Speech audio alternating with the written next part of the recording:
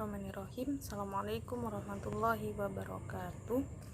Buah langsat, daun kemangi. Semangat pagi. Allahu Akbar. Alhamdulillah. Apa kabar teman-teman kelas 7? Alhamdulillah hari ini kita bisa berjumpa ya, walaupun dengan terpisahkan jarak ya. Semoga senantiasa semangat ya untuk belajar walaupun dari rumah.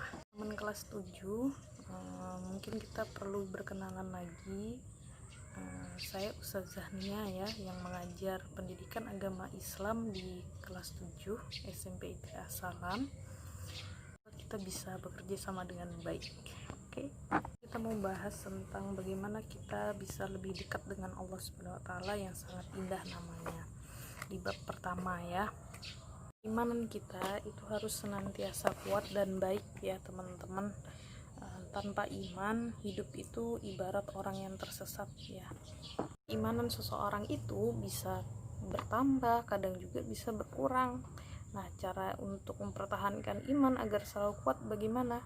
Satunya adalah dengan memahami makna nama-nama baik Allah, nama-nama Allah yang indah, atau juga disebut dengan Asmaul Husna. Apa jumlah Asmaul Husna? Ya, benar, 99. Quran surah Al-A'raf ayat 180, di sana dijelaskan bahwa memerintahkan kita untuk memohon dengan nama-namanya yang baik ya, dengan menyebutkan Asmaul Husna. Kalau kita lagi berdoa, jangan lupa di awal dan di akhir sebut nama-nama baik Allah atau Asmaul Husna. Contohnya ya Rahman, ya Rahim, dan seterusnya. Bab ini yang mau kita pelajari Asmaul Husna ada 4 ya. Yang pertama ada Al-Alim. Ini apa? Ya, Maha mengetahui. Allah berbeda dengan pengetahuan makhluknya. Pengetahuan Allah itu tanpa batas. Segalanya Allah tahu ya. Berbeda dengan kita makhluk, ada hal-hal yang tidak kita ketahui. Contohnya hal-hal goib, makhluk goib, jin, kita berbeda dimensi, kita tidak bisa melihat makhluk-makhluk goib ya, seperti jin. Tetapi Allah Maha mengetahui. Bahkan untuk sesama makhluk yang nampak saja, manusia bisa tidak mengetahuinya. Contohnya keberadaan semut ya, manusia bisa jadi tidak tahu, kemudian tiba-tiba langsung ada di dalam telinganya, menggigitnya ya, dan membuatnya merasakan sakit ya. Semut itu kan nampak ya, kita tidak tahu. Nah, itulah keterbatasan makhluk atau keterbatasan manusia.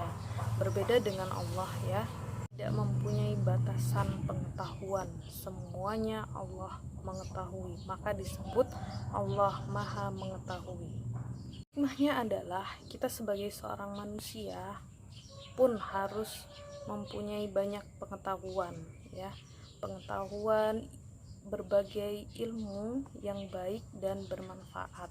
Caranya juga dengan merenungi makhluk-makhluk ciptaan Allah.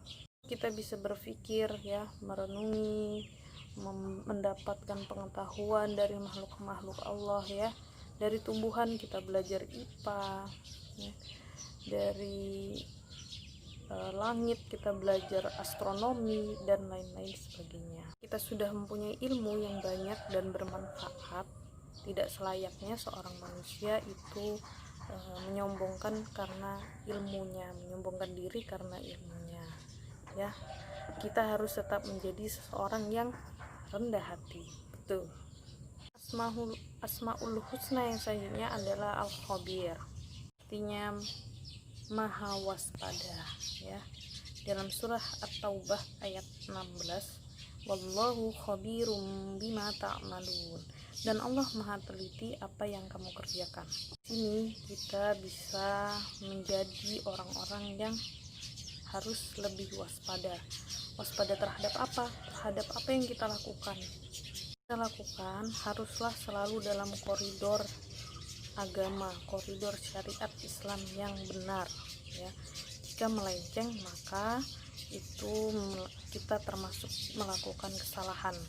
Maka dari itu kita harus waspada terhadap apa yang kita lakukan, kita kerjakan. Jalankan segala yang Allah perintahkan dan menjauhi segala yang Allah larang. Husna selanjutnya adalah As-Sami', adalah maha mendengar.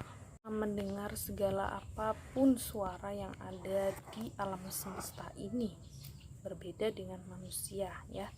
Kita berbeda ruangan saja sudah tidak mendengar.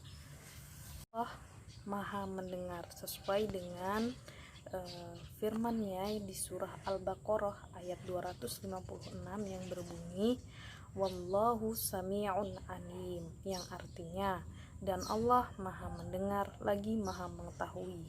Cerminkan bahwa kita beriman terhadap Asmaul Husna. As-Sami adalah kita menjadi pribadi yang selalu mengatakan perkataan yang baik, tidak suka mencela, tidak suka mengolok, ya, atau bahkan pembicaraan yang tidak berguna pun tidak keluar dari mulut kita. Allah maha mendengar bahkan yang terbersit di dalam hati, ya. Untuk itu selalu jaga ucapan dan hati kita untuk selalu bersih, ya, agar menjadi orang yang benar dan baik.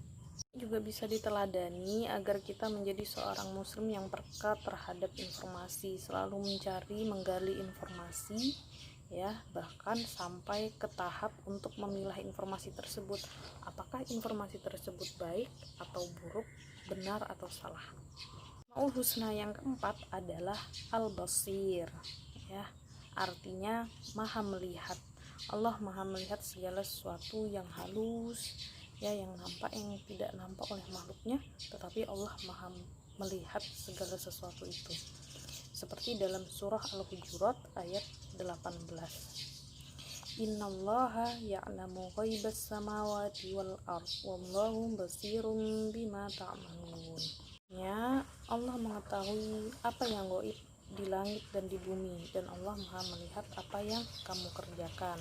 Di Asmaul Husna Al-Basir ini yang bisa kita teladani adalah kita sebagai manusia harus mampu melihat keadaan bumi sekitar kita, ya, untuk dijadikan pelajaran buat kita.